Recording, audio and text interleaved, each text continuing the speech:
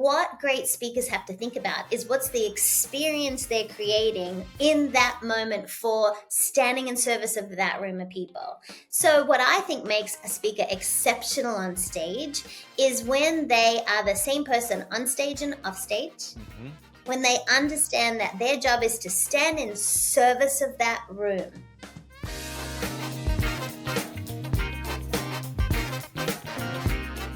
Hey, what's up, friends? Grant Baldwin here. Welcome back to the Speaker Lab podcast. Super excited for today's conversation with my good friend, Neen James. Now, we were just talking before we hit record here. We had her on back in episode 124, back in 2017, had her on again, episode 194. It's been way too many years, so it is good to have you back. We got a lot to talk about and a lot to catch up on. What a privilege. Look at all the work you're doing in the world, all the lives you're changing. I love it. It's an absolute privilege to be back, my friend. We're trying. We're doing our best over here. All right, you got a new book coming out next week called Exceptional Experiences. Exceptional Experiences, out October 14th. So first of all, we're going to talk about it in this context. Like, why does this matter for speakers? And ultimately, let's start with this. Like, why should speakers be thinking about creating like memorable, elevated experiences for their clients, for their audiences?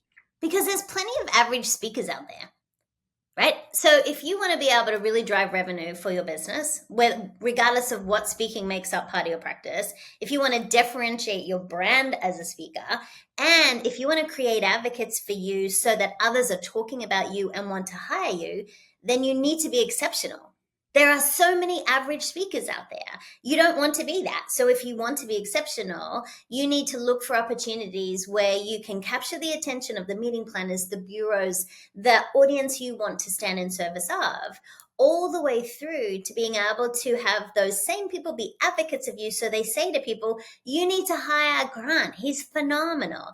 And the book, Exceptional Experiences, gives you the framework on how to do that. Every speaker needs to think about how can they be exceptional, because there's plenty of average out there, but it's exceptional that gets attention.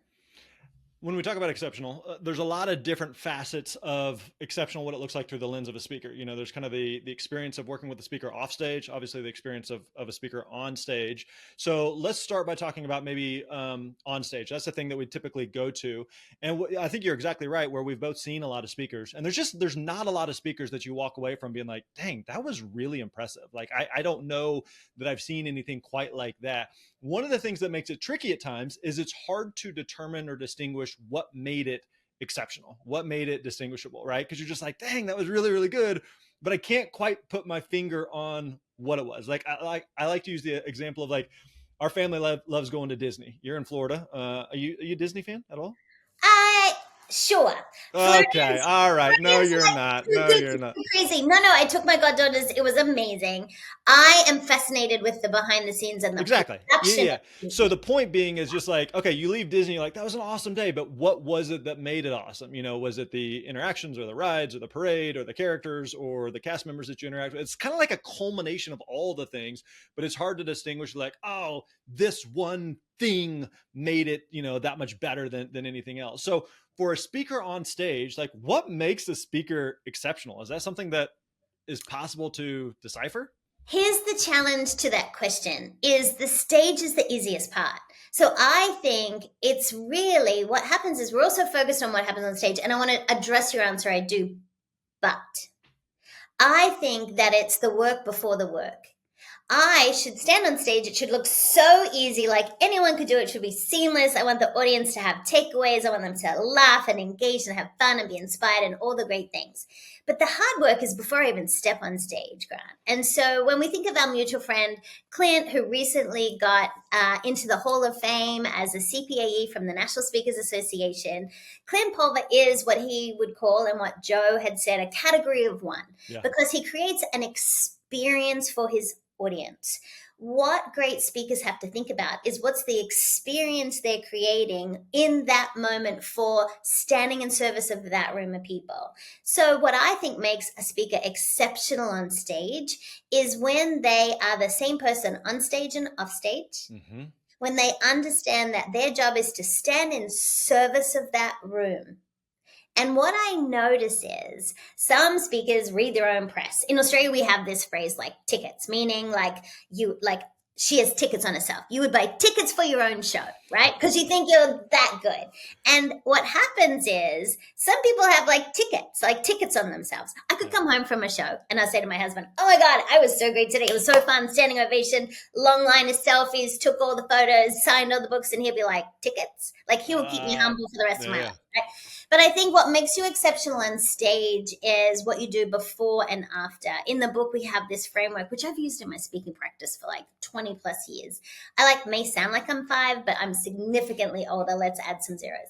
So I think it's BDA, like what we do before, during, and after, that makes us exceptional on stage. Our job on stage is for it to look seamless. Yeah. It's easy and engaging and interactive. When I see people stand up and do a book report, quote dead old white men, and just like they're so their gestures are like so robotic, and like then they have 50,000 slides and they're reading the slides. I'm like, average. Like there's no experience there. If the audience wants to be part of your show, they want to know what's in it for them. So the people like Clint who have them, maybe they're beating on drums, on things, but maybe you're the kind of speaker that just makes people think really differently. Our mutual friend Tamsin Webster, she can change minds within 5 minutes of being on that stage, and then she unpacks for people how she did that. Like, she is genius. She's not doing a big drum solo like our friend Clint, but she's exceptional on stage. And so what I think we need to think about is when you're watching any speaker, I think we can learn from them, any performer, theater, comedy, like all of the different ways we can then get better at our craft, at our art. But it's about being able to do something that is 100% yours. It's not about copying everyone else. Yeah. Which is a challenge, because when you see a speaker do something really, really well, you're like, how could I do that? What's my version of that? How do I incorporate that? And it can be a trap where all of a sudden, like, you become like these. I remember that especially early on, where you're just trying to find your own voice. You're trying to figure out who you are. What do you speak about? And you see some speakers that are doing something like, oh, that's what a good speaker looks like. Therefore, copy paste, and tweak a little bit. And you're trying to modify it, slightly make it your own. But for the most part, you're just trying to figure out what's working. And so part of the challenge, or I guess to be like devil's advocate, is you see someone like Clint. We've had Clint on the show many times. Clint, great episode. Highly recommend everyone go back and listen. He is a phenomenal communicator. And so if you have a chance to ever see Clint live, he's excellent at what he does. But to your point, what you're talking about there, part of what makes Clint great and unique and memorable is he's incredibly good at playing the drums. And so he plays the drums. It's the drum solo. It's an interaction with the audience. And the way he does it is kind of this, what feels like this raw, real moment, that when you see it, you're like, holy crap, that was really, really impressive. But the argument is just like, but you and I can't play the drums, and you and I don't have this like secret weapon. A good friend of ours, Judson Layplay, like we've had Judson on the show several times. He's and I remember, and Judson, for those who aren't familiar, he is known as the guy that did the evolution of dance. So what's it been, like 15 years ago? I mean, it's like insane. It's an eternity ago, right? The very first viral video on YouTube. Truly, like absolutely, it's that. But I remember talking with Judson. We've done some gigs together, and he said, no matter how a talk goes, I always have the dance. And so he would always close with the dance. And that was the thing. People would be like, whether they're engaged or not, he's like, I just know I have this in my back pocket, right? So if you have the dance, you have drums, you have something like that is some type of hook, then it causes people to be like, wow, that was unique. That was different. But for most speakers, for you and I, we don't have that. We don't have the... I don't agree with that. I think we all have. We just maybe don't know what it is. Yeah. Like, I can pull an audience member out in front of thousands of people. I can draw something on the flip chart, literally like tic-tac-toe. I don't know if you've ever seen me do that. And then I can flip the roll. I can instantly be them, show them how amazing they are. The crowd goes crazy. The person's just like totally overwhelmed. It takes me moments, right? Yeah. It's my version of a magic trick, right? Yeah. Easy peasy. It's a framework that I built, that I've done thousands of times to help position people and articulate their value. And it's never, ever failed me. So one of the things I think we need to think about is perhaps we don't play the drums. Maybe we don't have evolution of dance like our friend Judson, but we all have something. But what I think we need is the reps to be able to understand it. And we also need to invest the time to decide what is our unique intellectual property. I said before about BDA, before, during, and after a speech. Clint has people, his drum kits circulate around the globe before he even gets there. He has a team of people who do all the pre-work. We have to think about as speakers, not just the on-stage moment. That should be the easiest, most fun part of our job. It's all the things before. It's listening to the podcast. It's doing your programs. It's cataloging our intellectual property. It's interviewing all the different people. We have such a comprehensive process in my speaking practice that we've been doing for 20 plus years, which is why I get to go back to those same clients year after year. It's why they trust my recommendations of other speakers. I've brought Judson to co-present with me at different events like Comcast and Viacom, MTV, and so what I think we all need to consider is what's our unique intellectual property? And then how do we create an experience around that for our audience and our meeting planner and our client and ourselves so we have fun as well? Yeah. Looking back at that BDA on the B side of it, what do you recommend that as far as speakers do to help prepare for an event? Because I think you make a great point that's important and I remind speakers of this all the time, that part of what you're being hired for is to show up and deliver on stage. And part of what you're hired for is to be great to work with off stage. So an event planner, the speaker's important, but you are one of 100 or 1,000 different things that they are trying to juggle and keep up with. So if you are amazing on stage, but you're a pain in the butt to work with, and by pain in the butt, like we don't mean diva or prima donna, it just means like you're late to a sound check. It takes you 3 days to reply to an email. You're just like, it's kind of annoying. It's frustrating, right? Yeah. And so if you are amazing off stage in the before and the after part of the equation there, it makes such an impact where an event planner decision maker is like, I don't say this in a negative way, but it's almost like you can be good enough on stage, but an event planner's like, they were just so easy to work with off stage that I want to keep working with them. So what does that look like before and the after part of the equation that an event planner's like, yes, I want to keep working with that speaker? I can share what we do in our practice, and then it might inspire people listening and watching to think, oh, I could do something like that as well. We have very comprehensive templates and processes in place. For example, before let's assume the contract's been signed. We're in the opportunity where we're having a chat to customize. One of the things that we need to think about is I do a lot of cyber stalking. So I've looked at all the LinkedIn profiles of the people that I'm going to be in conversation with. I've looked in their website, but I've also gone to their website to look at what charities do they support? What do they believe? What are their values? What's their mission? If they've got an annual report I can read, I've read it. Before I even get on a call, because I'm dealing obviously with very senior level people, what people may not know is I'm a confidant to many CEOs of luxury and legacy brands. So I have to be able to hold my own at those conversations. So I would suggest that you cyber stalk the people that you are talking to, LinkedIn website. There's so many tools that can curate it now with AI.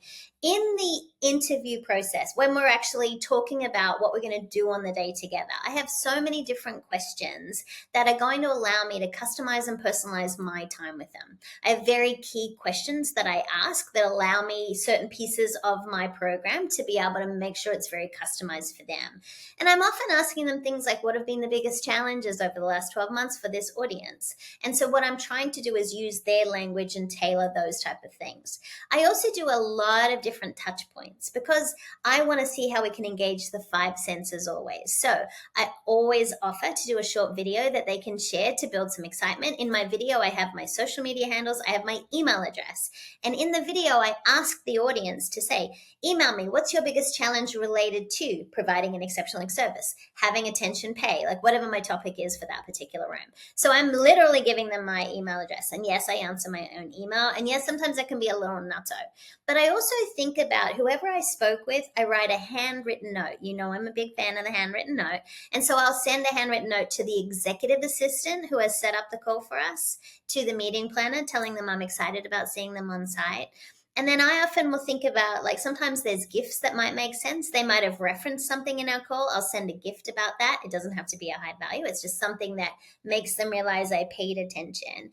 And then we also have a pre-event sequence. So there's emails that get sent. Was lovely to talk to you today. Here's what we confirmed. And then a couple weeks before, just in case you need it again, here's Neen's bio, her AV, By the way, she's 4'10" and a half. Remember, she needs to have, the podium needs to be off the stage just because she can't see over it. Like, we have all these really fun things we say. And we're like, can you please tape the stage? Because she wears stilettos and we don't want her heels stuck in the stage. And like, we've made fun, and my contract's really fun. So you can even think about the contract you have, your AV requirements.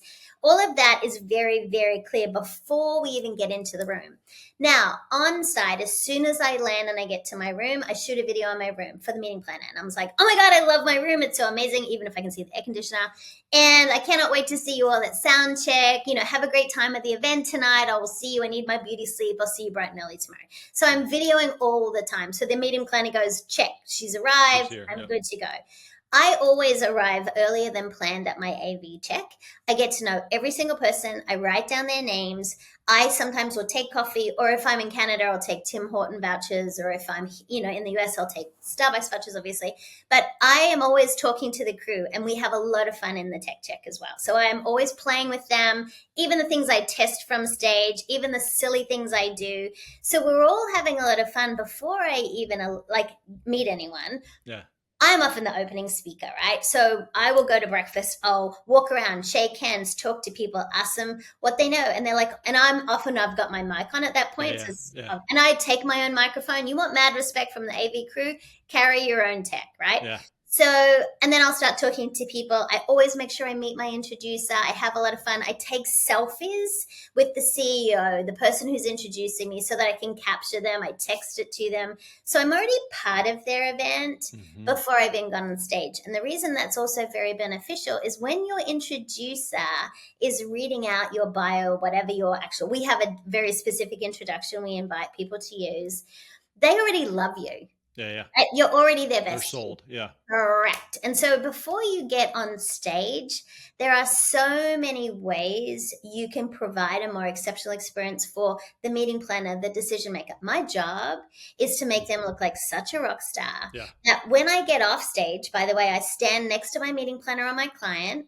Right. So I stand beside them so that I can also have them hear some of the lovely things that people are saying in the line that, you know, people want to hug you and take their photo with you and all those things. And so what they need to say is, she was a good investment.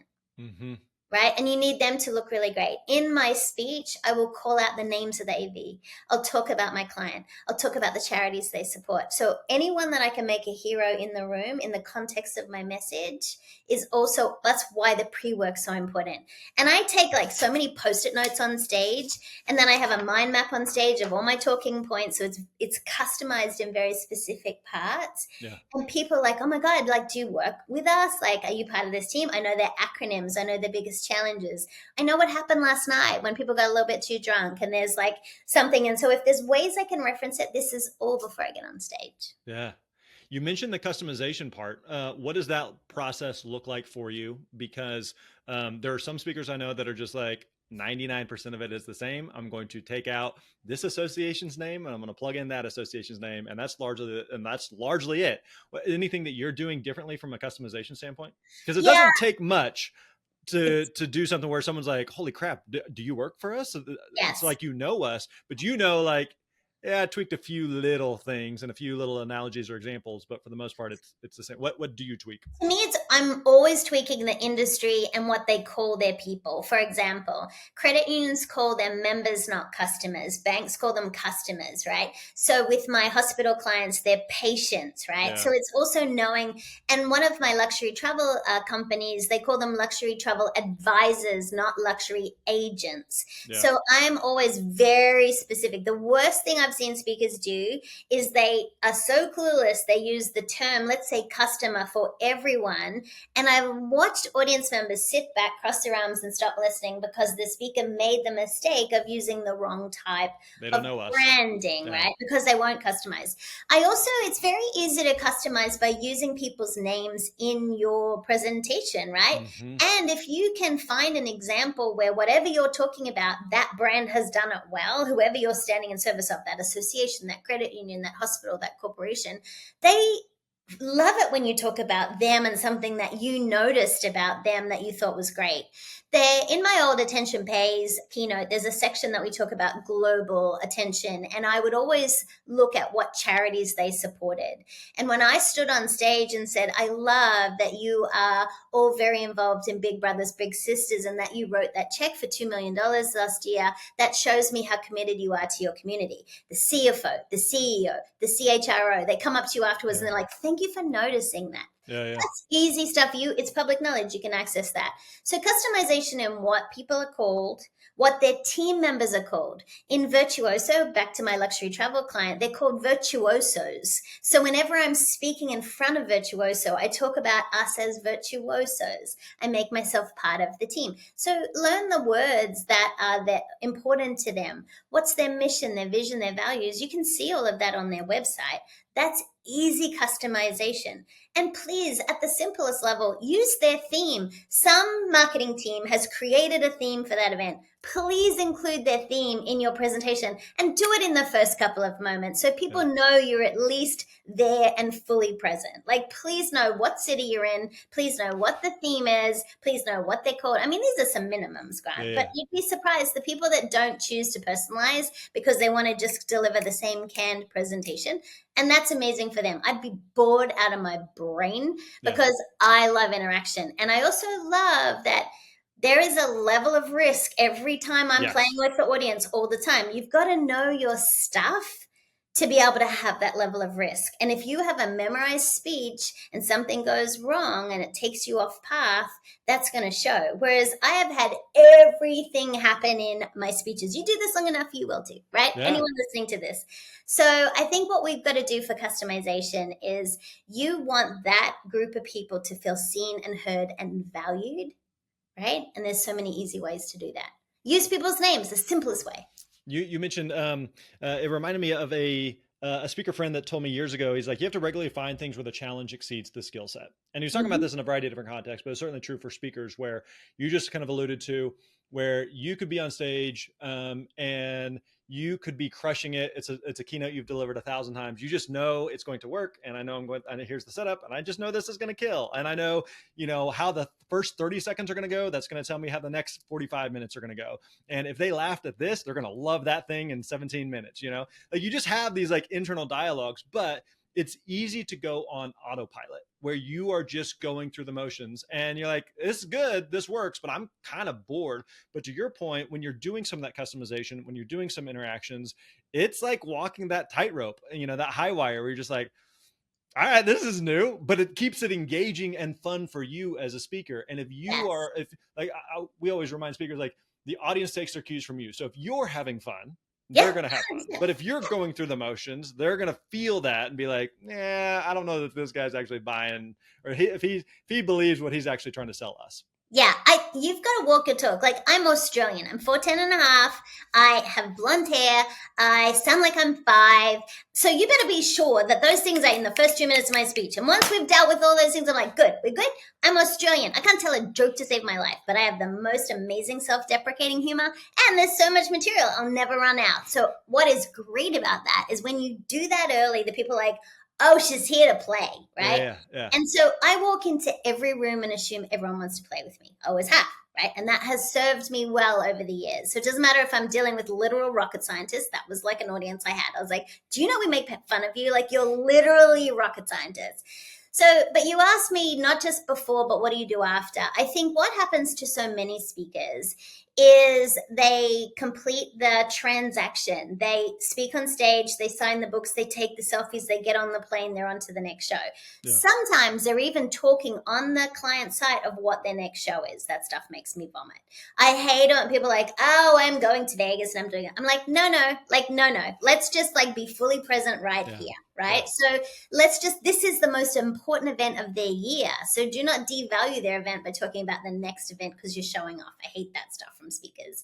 Afterwards, what you can do is I will walk up to all the AV crew. I will give them a gift card. It's handwritten. It says, "Thank you for taking care of me today." And I will make, if I don't have gift cards, I'll have cash. Like, I will make sure that I'm giving it to every single person, right? That's really important to me.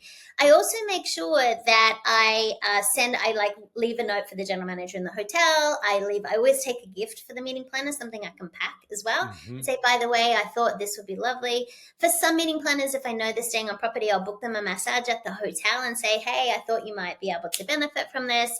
But I always make sure too that there's things I seed in the presentation that I then send a follow-up video for. So I might, for example, get everyone to tell the person beside them something they're going to do as a result of my presentation. We'll call that an accountability partner.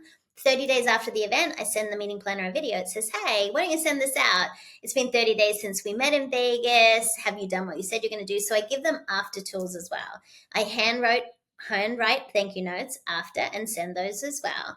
But I also, before I go on stage, I'll say to the meeting planner, "You know who would be great for this audience? You need Grant. Grant would be so great." And then sometimes I'll seed your name in the show as well. Like, "Oh my God, I was just reading my friend Grant's book, The Successful Speaker. Those of you who are giving presentations, you need to read chapter 4." And I'll just leave it there. When I come off stage, I'll say to the meeting planner, "I need to connect you to Grant." So generally when I come off stage, the meeting planner's already happy, or the bureau or whoever. And I usually plant 2 names. I'll be like, "Oh my gosh, you know who else would be fun? You need to get Brittany Hodak. She's amazing as a customer experience speaker." So I'm giving the meeting planner these 2 names. Then I follow up with an email afterwards that says, "I'd like you to meet Grant. I'd like you to meet Brittany. They'd be great for next year's event." Because then I'm the trusted resource for that meeting planner. So to people listening to this, think about the speakers who you could recommend. It's your reputation, by the way, so they better be good and you better have seen them. But what I do is I regularly recommend my friends, because then what they do is those same bureaus, meeting planners come back to you. They can't hire you maybe again next year, but you can say, "Hey, you know who'd be great? I've done the research. I know your audience. I know your issues. This is someone I think would really resonate." So there's so many things you can do to customize after the event as well. But the gifting strategy is one that I'm well known for. I get notes like, "I've never got Chanel before. I've never got Tiffany before," or whatever. Now, by the way, those of you listening, I'm brat as well. So I love really nice things. And I work in the world of luxury and legacy brands. So of course I'm going to give beautiful gifts as well. So that's just something. And people will hold up their Tiffany teacup that I gave them in the next call, and they're like, "Oh, I thought of you." Like, it has no branding on it, because if it's got your name on it, that's swag. That's marketing. That's not a gift. So yeah, there's just so many easy ways people can stay connected. But I think everything that you described there, like, I think it even goes back to that Disney example and analogy of, an event planner who hired Neen a month ago, 6 months ago, 6 years ago, is going like, "Dang, she was really good." And the reality is whether we want to admit it or not, they probably won't remember a ton of what you talked about, but they're just going, "Man, she was just great to work with. We got to have her back, or I got to tell other friends about her, or I got to recommend her," because of, again, not just like, "Oh, here's what it was. She gave me a teacup." That's the thing that No, put it over the edge. you It's know, 1,000 little things that it's make the all the things. difference. The people that I'm most interested in their feedback, it's the AV crew. Yeah. Because AV crew here, They're thousands. jaded. When the AV crew says well done, I'm like, "Oh my God, I impressed the AV crew." Now, this is what's so funny. I was speaking in DC, and I have a process of meeting them before and after. I've already told you that. And then as I was walking, it was DC and one of the Marriotts, I think. As I was walking towards them, I heard them say, "Just wait." And I was like, "That's really weird, but okay." So anyway, I introduced myself and said hello, blah, blah, blah. And they started laughing. And I was like, what? And then the guy said, "I told them you would come introduce yourself. I've worked with you before. You're so fun." And I was like, "Oh my God, that's hilarious." Like, it's so funny, because think about it. They all do different shows and they're all traveling. But I thought that was really sweet to be remembered for something where just seeing people and hearing people. And as speakers, it costs us nothing to pay attention to everyone else around us. And we need to be like the swan. We need to just glide through the event. Our little legs might be going like crazy underneath, but nobody needs to see that. Right. Okay? We got to keep it together. Please don't be the diva. Don't be that pain in the ass person that people, sorry, I can't say that. You can edit that out. Don't be that person when you're on site, or Yeah, ever. and I think that the AV thing is such an interesting point too, because most of the time those people don't work for the organization that brought you in. Mm-mm. Normally that's a third party. Yeah, They're yeah, not decision makers. They have no vested interest, and like they don't care if you do good or if you suck, you know. yeah. But they may be affiliated with the hotel, and oftentimes, you know, speakers, you're coming back to the same hotels every few years or so, or the same properties or resorts, and so you start to have some familiarity. Or they event planner may ask the AV people or just interact with them, and they may mention like, hey, I've been doing this for 20 years, and this Neen was awesome to work with. I just need to let you know, right? It's amazing, Grant. I did an event at Boca Raton, which is a very fancy restaurant, a very fancy place. And the guy, this beautiful guy, he's the producer, and he walked up, and I recognized him immediately, but I was like, I don't know if he'll recognize me. And he was like, Neen, I've already got the flip chart out the back. I've told them this. This is your welcome music. And I was like, well, damn, like that's amazing. But Yeah. he remembered those details, Yeah. right? Yeah. Making people feel seen and heard. Just recently, but when obviously with the new book coming out, I created the audio version of my book, of course, and I'm reading it. That was part of the request from the publisher. And then when I was looking for a studio, I was part of a group, and I said, hey, can anyone recommend a studio close by?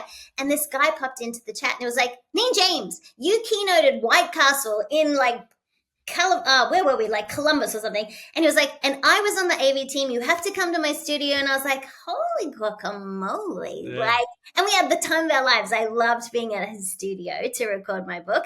You just never know where people are going to be in the world. And I think in the speaking profession, you are going to encounter some of those same people.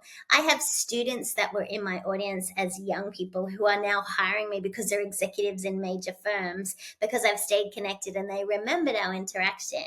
And so sometimes your sales cycle might be 2 months. Sometimes it might be 8 years. I had someone reach out to Sue recently and they were like, I saw Neen speak in the basement of some New York hotel, and it was awful. The hotel was awful. And they were like, now I'm in a position to put events together. I want her to come and speak to my leadership team. I mean, that's hilarious, right? And well, we always remind speakers of that, that you have no idea who's in the audience. And that strategy of just showing up and doing a good job because you don't know who's in the audience, that 8 years it's going to turn into something. But it's impossible to reverse engineer that, of go Nope. like, okay, wait, who's all in the audience? And all right, No, I need so to make sure I just talk be to this person. exceptional every time. Like Right. if you are fully present every time, and I don't care if there's 2 people in the room or if there's 2,000 people in a stadium, it doesn't matter. Like I've always believed whoever's in the room is in the room. Whoever's in the room is meant to be in the room. So be in the room. Be where your feet are, whoever famously said that. And then stand in service. Serve your heart out to that room of people. Give them all your best stuff. Don't hold stuff back. These speakers who are like, I'm not going to give them my best stuff. That's rubbish. I don't know why people think like that. So like be generous, give it away because that's your expertise. And then watch as you gift it out into the world, how it comes back 1,000 times. We've talked a little bit about on the before, during, and after. As far as like the during part, this was one of the things that we touched on a little bit at the beginning, but I'm curious, is the way that you become an exceptional speaker, is that just through reps and it just takes time? Or is there any way to expedite that or speed that up or move that along? Or like you said, it's, some of this just comes from you do enough interactions with a number of different audiences and enough of different venues, and you've seen enough different scenarios that you're like, that just makes you pretty good at what you do. Is that just like the nature of the beast, is you can't microwave that? I think that, you know, it's like running. The more you run, the better you get. Like it's time on your feet. I remember saying to my running coach when I first started running, I just want to get faster. And he was like, Neen, you need time on your feet. So yes, reps is a part of it for sure. But I do believe there are ways to accelerate it. I believe the people you surround yourself with make you better. So if you are surrounded by speakers who are so much better than you end up being better because you watch and you learn and you share and you ideate with them. But I also believe in hiring the best. So I work with a keynote director, Mike Ganino, and Mike really helps create the experiences I'm looking for, my storytelling, the crafting, the way, my physicality. I'm a very physical speaker. I may be little, but a lot. I use my body a lot in my speech. And so working with someone like Mike Ganino has allowed me to do that full expression of 100%. No one's going to do on stage what I do. And then I work with brilliant minds like Thames and Webster to refine my message and my ideas. So there are ways that you can get help from people who are the best at what they do. So when I'm thinking of like wanting to write sound bites, I reach out to Clay Bear and say, I need a portable story. This is what I'm trying to say. Let's say it in 5 words, not 15 words. So what I have done is sourced the best to make me the best on stage, right? So whether that's working with a stylist for your outfit, helping someone do hair and makeup. I literally have people come to the room and do hair and makeup, but I've had my makeup artist that I use all the time at home teach me how to do a face and stuff when I'm on the road. And these are little things that help make it more exceptional for the room. People, I don't want them talking about my hair and makeup. I don't even want it to be a thing, but I also don't want to have to think about it either. And it has to last me for 12 hours because you always run into the audience members at the airport. Yeah. Sometimes you have to sit next to them on the plane. Yeah. So like you gotta like get it together, right? So you want to think about all of the things you can do to accelerate and make your life easy. Matt Church, one of my original mentors, wrote a great book, The Thought Leaders Practice, Sell Your Thoughts, Thought Leadership. He started Thought Leaders Business School. But I remember him saying to me very young in my career, he said, a thought leader's job is to think, sell, and deliver. Think, sell, and deliver. Anything outside of that, as you make more money, as you get more time, you can start to get help with those things. So whatever it is that's going to allow you to show up as the best version of yourself on stage, do that, right? Maybe it's getting an Uber to the airport instead of driving, so you've got that little bit of quiet time, so you don't have to worry about finding a parking space, right? Yeah. There are ways to treat yourself, whether it is the way you fly, the way you travel, when you arrive, how long you stay. We have a dear speaker friend. She stays the night after she's spoken. She stays that night so that when she goes home to her family, she's fully recharged. Me, I just want to go home and see my love. As soon as I've finished and I've done the photos and I've signed the books, I want to get on the plane and go home to my honey, or I'm going to the next opportunity. But what I notice is for her, that really works in her world. For me, I just really want to be around the people that I love. Yeah. So you just got to know yourself of what's going to make you great. But reps for sure, but surround yourself with brilliant other speakers, get involved in communities, Grant, like what you have, and then pay for the accelerated version of things. I have a business coach, I have a personal trainer, I have a keynote director, I have a message designer. I sound like a brat. I am, but I also had to work really hard to get all of these things to make it look so easy on stage. Yeah, totally. All right, let me ask you this. So when you are exceptional on and off stage, you're going to naturally get some organic repeat referrals, word of mouth, that sort of thing. Is there anything that you are intentionally or proactively doing to lead to that repeat referral spinoff type business? Yeah, part of our conversation is we will talk to the client about what other events they have that year. And maybe it's not me that can help them, but I might be able to put another speaker in. And then if I say, hey, Grant should do this event for you because you have all of these new high potential clients or whatever. And then I'll say, and next year when you're putting that event together, keep me in mind. So I'm seeding these ideas really early in the conversation. The other thing that you can do to be really intentional about it is to know what their next event is, or know if it's an annual event, and then you can speak according to that.